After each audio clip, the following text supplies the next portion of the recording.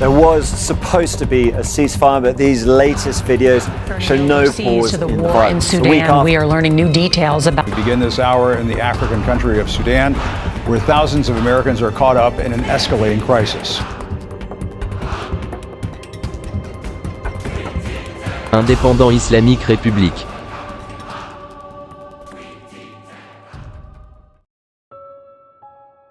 The drums of civil war are banging in Sudan, and the latest reports of bloodshed means it's already begun. This war will not end unless one of its parties is completely eliminated. That's the only way out of the situation. No mediation and no talks. Just complete defeat of one or the other. The conflict is very complicated. It's between two rivals who were originally partners, who know each other's secrets. It's between two forces within Sudan's military, the Sudanese army, and one of its own arms. Sudan is an important country, not just for the region but also for the world. Despite its poverty, Sudan is the third largest country in Africa, with an important strategic location, as it has a long coast on the Red Sea, the main corridor for oil and arms market for the countries of the region and the world. Sudan also shares borders with all the countries bordering the River Nile. This reflects its regional importance. In addition to its richness in natural resources, they also have gold and lots of it, which explains why regional as well as international powers are showing concern for Sudan. Now let me give you a bit of recent history on some facts. Sudan used to be ruled by Bashir, a dictator.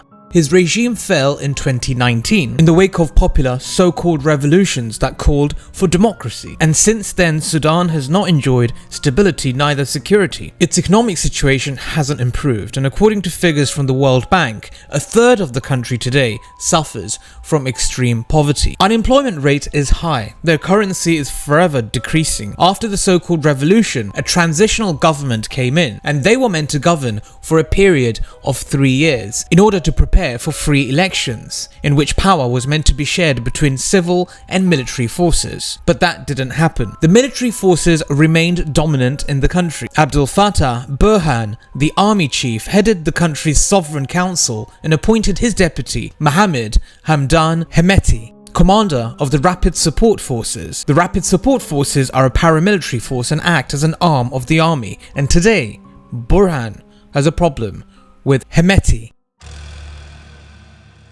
And as you probably saw, the Pentagon did announce that they are moving forward to pre-position some military forces and capabilities nearby just for contingency purposes in case they would be needed for any kind of evacuation. But again, no decision has been made on that. The focus right now is on urging both sides to stop this violence, to abide by a ceasefire, to allow humanitarian aid to get to people that need it. I mean, there's already shortages of food. There's concern over shortages of medicine and water. The situation is dire in Khartoum, and we continue to urge both sides now to stop this violence. Folks, wherever there's problems around the world, there's always the United States. It was the Americans who rewarded Sudan and began lifting economic sanctions against it. Sudan was also removed from the list of terrorism following the normalization of General Burhan's relations with the Israeli entity. Problems started in 2021. The transitional government run by Burhan maintained unilateral military rule on the country with the help of Hemeti.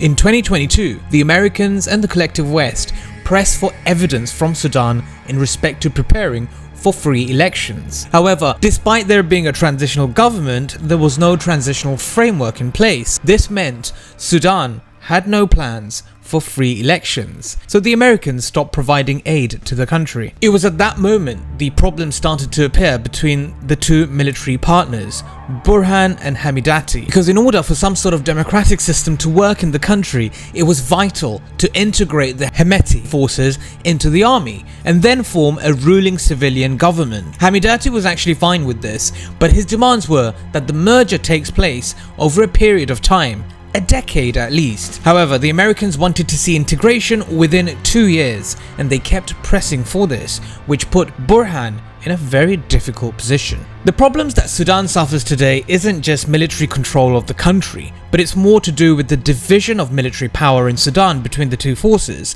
the army and the Rapid Support Forces. States like these and their terrorist allies constitute an axis of evil arming to threaten the peace of the world.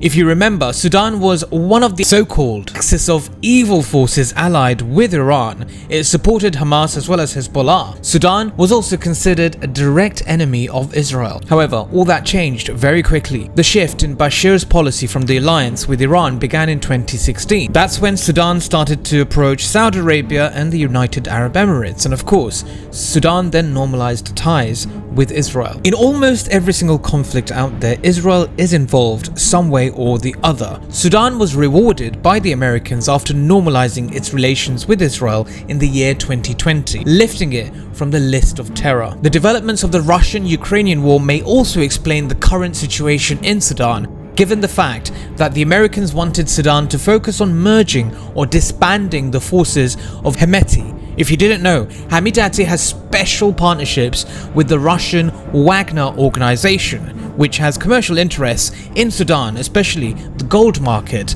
And Hamidati is the most influential man when it concerns controlling Sudan's gold. The entire situation is messy and civil war has already begun. We at the Independent Islamic Republic feel sorry for the people of Sudan. It must be all too confusing for them. Nobody wants their own army to collapse, but it's very likely that this happens. Undoubtedly, the Americans want to see the defeat of Hemeti and expel the Russian forces from Sudan, so the battle will continue until its results are seen, and that is the liquidation of Burhan or Hemeti. It will be the people of Sudan who will pay the price for this battle from the blood of their own children, and it's the people of Sudan who will be the real losers in this war. Thank you for listening to the Independent Islamic Republic. We want peace, not war. Assalamu alaikum. Have a wonderful night.